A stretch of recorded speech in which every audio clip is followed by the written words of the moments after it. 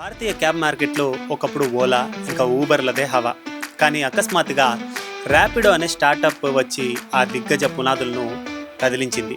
Very proud to announce that we are the market leaders, doing around 3.5 million rides every single day.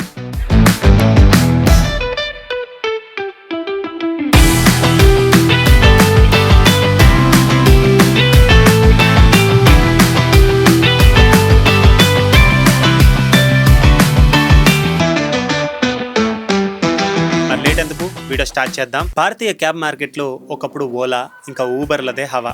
కానీ అకస్మాత్తుగా ర్యాపిడో అనే startup వచ్చి ఆ దిగ్గజ పునాదులను కదిలించింది. 2019లో ర్యాపిడో వద్ద కేవలం 1.5 కోట్ల మంది వినియోగదారులు ఉండగా 2025 నాటికి అది రోజు 40 లక్షల పైగా రైడ్స్ చేస్తూ అగ్రస్థానానికి చేరుకుంది. 2024లో ర్యాపిడో భారతదేశపు కొత్త యూనికార్న్గా అవతరించింది. ఓలా ఊబర్లు చెయ్యలేని పనిని ర్యాపిడో ఎలా సాధించింది, దీని వెనుక ఉన్న బిజినెస్ స్ట్రాటజీ ఏంటి అనే విషయాలన్నింటినీ కూడా మనం ఈ వీడియోలో అయితే తెలుసుకుందాం. మరి లేట్ ఎందుకు వీడియో స్టార్ట్ చేద్దాం. హాయ్ హలో నమస్తే, నా పేరు Arun and you watching Telugu now.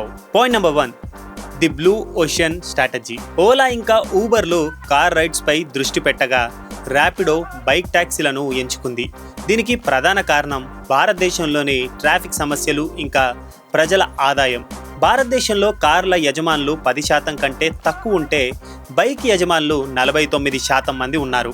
ఖర్చు విషయానికి వస్తే కార్ ట్యాక్సీ కిలోమీటర్కు 4.97 రూపాయలు ఖర్చు అవుతూ ఉంటే బైక్ ట్యాక్సీకి కేవలం 1.68 రూపాయలు మాత్రమే అవుతుంది. ఫలితంగా 10 కిలోమీటర్ల ప్రయాణానికి కార్లో 260 రూపాయల కంటే ఎక్కువ ఖర్చు అవుతూ ఉంటే ర్యాపిడో బైక్పై అది కేవలం 127 రూపాయలు మాత్రమే పడుతుంది. ఈ 50% ధర వ్యత్యాసం సామాన్య భారతీయుణ్ణి ర్యాపిడో వైపు ఆకర్షించింది. Point number 2, the problem with commission model. Ola ఇంకా ఊబర్ వంటి సంస్థలు సాధారణంగా 3 దశల్లో పనిచేస్తాయి. ఒకటి డిస్కౌంట్ ఇవ్వడం, ఇంకొకటి అలవాటు చేయడం, ఇంకా కమిషన్ని పెంచడం. సో నియంత్రణ దశలో ఈ కంపెనీలు డ్రైవర్ల నుండి 20-30% కమిషన్ వసూలు చేశాయి. దీనివల్ల డ్రైవర్ల ఆదాయం భారీగా తగ్గిపోయింది. ఒకప్పుడు నెలకు 80,000 సంపాదించిన డ్రైవర్లు ఇప్పుడు 35,000 సంపాదించడం కూడా కష్టంగా మారిపోయింది. మరోవైపు సర్జ్ ప్రైజింగ్ వల్ల కస్టమర్లు కూడా అసంతృప్తికి గురయ్యారు. Point number 3, Rapido fixed fee model. ఇక్కడ ర్యాపిడో ఒక మాస్టర్ ప్లాన్ వేసింది. వారు కమిషన్ పద్ధతిని పక్కన పెట్టి ఫిక్స్డ్ డైలీ ఫీని ప్రవేశపెట్టారు.